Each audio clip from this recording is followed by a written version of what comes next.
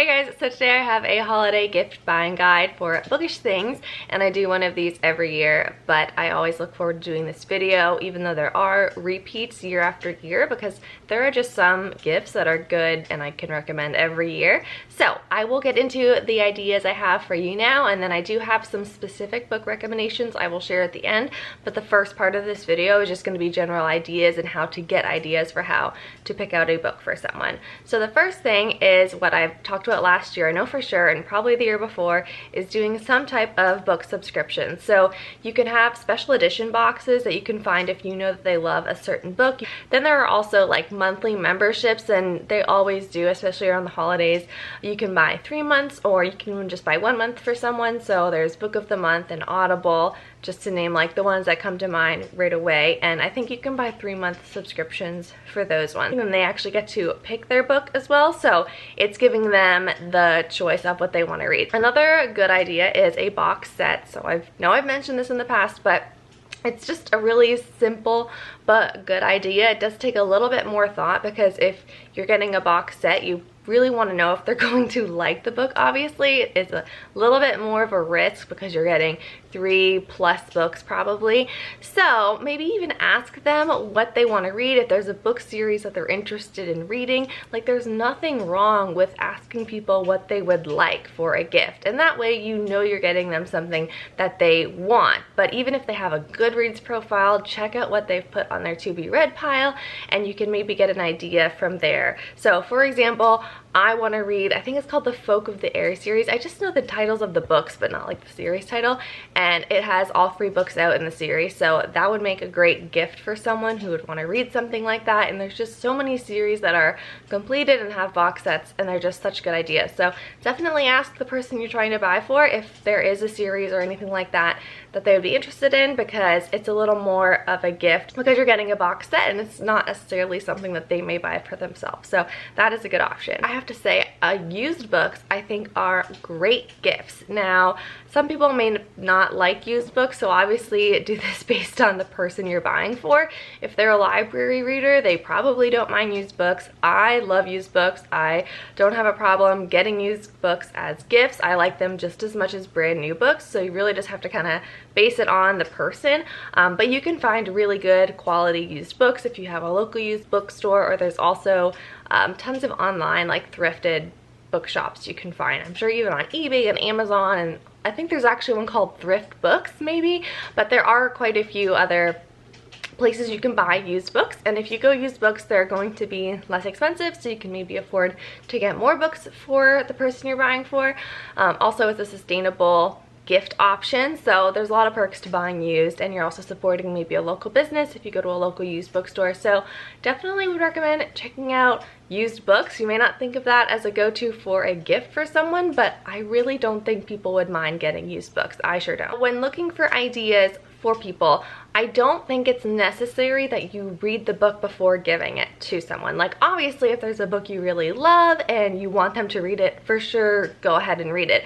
But there are so many lists of books that you should read that are out there, and you can even just watch your favorite YouTubers and their recommendations videos and kind of buy them a book based on someone else's recommendation. And I don't think that's a bad thing to get someone a book that you haven't necessarily read. So just, yeah, find some YouTubers you like. Barnes & Noble always has lists, and you can narrow it down by what you're looking for. Obviously there's the bestseller list, and Amazon as well. And one thing I really like about Amazon too, and I'm sure on a lot of websites, but if you know for sure that someone likes a certain author on Amazon, you can go to that author's profile, and then there's something underneath it that says customers also bought, and then there's a whole list of other authors who are kind of similar to that author that you looked up. Definitely would recommend just doing that, because it also may show the person you're buying the book for another new author to explore. So I think that's a really great option too. We're also getting to that time of the year. Goodreads is doing their book of the year, so Goodreads has a ton of lists, and I think that's obviously a really credible place to go to, because that's where a lot of readers go to share their reviews and whatnot. On Goodreads, it's like the main hub for that. So definitely check out Goodreads and their like finalists for the book of the year and all of that. So with your book you're getting for your friend or your family member, you can also include a little accessory. So obviously there are bookmarks. You can support an Etsy shop. There are tons of beautiful bookmarkers out there. Bookmarkers, I guess I just made that like a thing. A lot of times they can even do custom bookmarks. If you wanted to get a person's name on it or a quote that they really like from a certain book, you can customize the bookmark for them. You can even make it yourself. I'll include a video that I did 2 years ago, I think it was, where I made these fall bookish crafts, and one of them was a little fox book corner. It was kind of like a bookmark, but you put it on the page corner, and it was really cute. So you can make it in a little craft and just include it with your book. And I'm also going to do a pressed flower bookmark tutorial here soon, hopefully. I haven't done it yet. Hopefully it turns out, but I think that would be a really good gift just to include with another bookish item. So those would make good gifts. I know right off the top of my head, Jess from Peace Love Books, she makes these really beautiful book sleeves. So someone who always has a book on the go and is throwing it in a backpack or a purse and doesn't want the pages or the cover getting all damaged, they can just put it in one of these little like book cozies. And she has a ton of different prints and they're beautiful. So I'll link her stuff below too, so you can go check it out. Also, there are people who make bookish candles. You can kind of find a theme if you know they like a certain book series or whatnot. If you have more money to spend, you obviously can splurge and get somebody a Kindle, or you can get someone an Amazon gift card or a Books A Million gift card, and you can even specify like this is for ebooks, or you know, if they have an e-reader or something, you can kind of get them something to encourage their e-reading habits. So a lot of different ways you can go if you don't feel comfortable just outright buying a book for someone. I just want to get into now some general books I think would make good gifts, because I found that these books, first of all, are popular. They're loved by a lot of people. It's not just my opinion, and I just think they're suitable for a variety of readers. First of all, my #1 holiday book recommendation is Anxious People by Frederick Bachman. I have a review for this. I'll have it below. This book was just fantastic. Honestly, I could easily give this book to like anybody. Like, I don't think there's one person in mind I'd feel weird about giving this book to. I think it's just a very good, heartwarming story and would recommend. Another one that I would recommend to a general amount of people is Where the Crawdads Sing. I read this book earlier this year with some friends, and it was just such a good read, and it's another book that I feel like different ages and different people, anyone can read this story and enjoy this story. And it's also going to be a movie or TV show, so that's always a big draw, I think, for people if they're not necessarily readers. If knowing that it's going to be made into some other form of media would be interesting to them. I have a cozy mystery. I think this would be a great gift. It's a cozy mystery I read earlier this year called The Secret Book and Scone Society, and I thought it was just darling, very sweet and cute, and just, you know, someone likes cozy mysteries, would recommend that one.